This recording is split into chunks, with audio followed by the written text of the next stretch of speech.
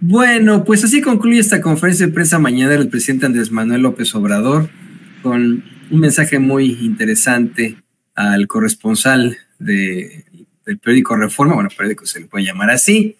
Ahí vemos cómo se va el presidente de esta especie de hangar en el que realizaron la conferencia de prensa mañanera y donde tanto se veían los aviones. Pero le decía, muy interesante, hoy se va más temprano, puesto que dice tener algunas actividades.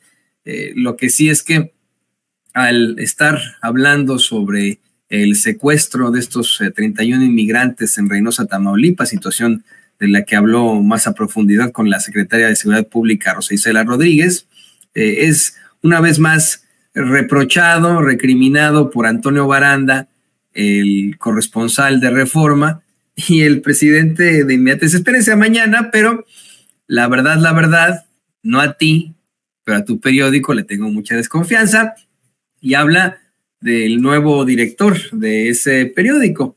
Recordará usted que recientemente echaron por la borda, se me fue el nombre del otro sujeto, a Pardinas, y le dan la bienvenida como director del periódico a nada más y nada menos que a Roberto Zamarripa. Yo no tengo ni idea de quién sea el tipo, si le soy perfectamente honesto. Nunca había escuchado su nombre pues vamos, en el gremio. Eso que, mire, hemos tenido sin censura muchos de nosotros mucho tiempo aquí trabajando en los medios de comunicación corporativos y ahora en la independencia.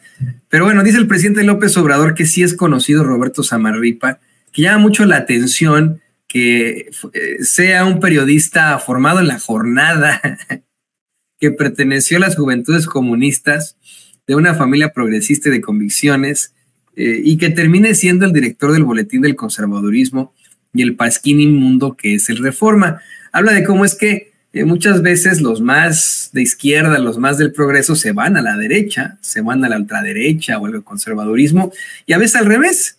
Habla de esos fachitos que pues de pronto se convierten en izquierdosos.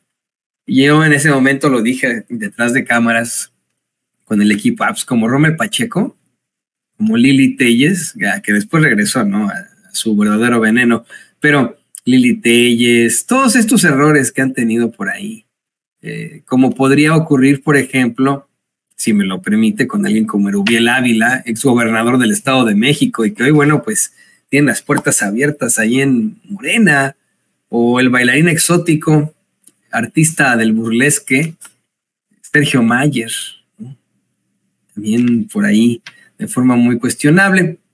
Porque sí, bueno, es que, bueno, pues el tal Zamarripa, imagínese usted, de haber pertenecido, haberse formado en el Reforma, en La Jornada, a terminar ahí en el Reforma, pues es un cambio muy locochón. Mire, si de pronto hubiera estado, no sé, ¿no?, en otros medios y terminar ahí en Reforma, dices, bueno, está bien, ¿no? Pero de La Jornada, cuando yo estudié la carrera, era pues el planteamiento claro, ¿no? Los periodistas que trabajan en La Jornada son muy independientes, generalmente proceden de la Universidad Nacional Autónoma de México y tienen una ideología de izquierda, porque se vale en el periodismo tener ideologías e ideales, ¿eh? No somos robots. Es un concepto erróneo eso de que los periodistas tenemos que ser objetivos. Eso no existe, no puede ser así. Igualmente somos seres humanos, podemos tener algún tipo de cercanía o predilección por un partido político. Y yo se lo he dicho una y otra vez, es solamente el periodismo militante el que ha cambiado el mundo, con ejemplos pues varios en varias latitudes. Ahí está, por ejemplo, la Revolución Francesa, que se da gracias al periodismo militante, la independencia de las 13 colonias, la independencia de México, el movimiento para obtener 8 horas diarias que desencadenaría en el martirio de varios trabajadores en Chicago, Illinois, a mediados del siglo XIX. Si usted no lo sabe, bueno, pues quien fue el principal líder de los trabajadores era un periodista alemán inmigrante, imagínese usted, allí en Chicago, que organizó a los trabajadores y luchó por pues vamos, por la verdad con justicia y por su espíritu crítico. Ni se diga de la Revolución Mexicana, que es efectivamente, pues vamos, puesta sobre la mesa, si usted lo quiere ver así, desencadenada con Francisco I. Madero y y Francisco Villa y usted, lo que usted quiera, pero es concebida, es sembrada, en todo caso, por los magonistas. Por los magonistas, obviamente, que seguían a Ricardo Flores Magón y a sus hermanos, grandes periodistas militantes. Y, por ejemplo, el éxito que se le atribuye a estos países escandinavos, ya sabe usted, Dinamarca, Suecia, Noruega, es también estudiado muchas veces en las escuelas de función pública debido a la prensa libre. Se habla de cómo es que después de la Segunda Guerra Mundial estos países se enfrentaron a serios problemas de corrupción y fue con una prensa libre e independiente con lo que consiguen salir adelante, con un periodismo militante. Entonces, por supuesto que no tiene nada de malo el profesar algún tipo de ideología o ideal, el tener algún tipo de cercanía política, eso no tiene nada de malo siendo periodistas. Pero sí llama la atención esos cambios tan gruesos, ¿no? De tener a alguien que estuvo ahí en la jornada, un periodista que se formó en la jornada, ahora ser el director de Reforma, pues sí está cabrón, ¿no? Y bueno, pues eso es lo que planteaba el presidente López Obrador sobre el tal Roberto Samarripa, que yo le insisto, ni idea de quién se trate. Lo que sí es un hecho es que hoy el presidente, y seguimos con no se preocupen, pues habla de la rehabilitación de las carreteras dañadas por el Tren Maya, ¿no? De cómo este es uno de los temas que trae hoy Reforma, como le planteamos al principio estos espacios, en su primera plana. A ver si donde ellos pueden poner, por favor, la primera plana de Reforma para que lo platiquemos. Que efectivamente, si usted se da cuenta, en la esquina inferior izquierda, y si puede hacer un zoom in, nuestro queridísimo don David el Grande, verá que dice, y ahora los militares a arreglar carreteras, ¿no? Planteando que, bueno, pues el Ejército, la Secretaría de la Defensa Nacional, hace todo por el presidente López Obrador y etcétera. Mire, en primer lugar, el presidente dice, bueno, yo al hablar tanto de reforma, le estoy haciendo mucha propaganda, ¿no? Yo al estar ahí con Reforma y pues bueno, al exhibirlos, les hago mucha publicidad, pues ya estaba muy bajo su tiraje y mucha gente, de hecho, había cancelado sus suscripciones, pues se dedican a mentir mucho y son muy conservadores sus articulistas. De hecho, aclaró que no hay un solo articulista de Reforma que no hable mal de su gobierno. Antes tenían alguno que otro que era de izquierda para balancear un poquitito. Me parece que tenían ahí a Lorenzo Meyer, no confundir con el otro. Una cosa es el bailarín exótico del que hablábamos y otra cosa es este académico tan importante como es Lorenzo Meyer, ¿no? Él escribía en Reforma y llegó a un punto en el que se volvió insostenible mantenerse en ese diario, ¿no? Pasa también con colaboradores de nosotros que en algún momento escribieron en Reforma o en el Universal. Los voy a echar al agua, ¿no? Pero que en algún momento dijeron, esto es insostenible, no podemos seguir aquí con estas líneas, con estas tendencias terribles. Y bueno, pues hoy el presidente dice que efectivamente le está echando la mano buena al Reforma, pero que al hablar del Ejército, de la Marina, de las Fuerzas Armadas, debe de entenderse que cuando llegaron al gobierno encontraron un desmadre en el funcionamiento de la administración pública.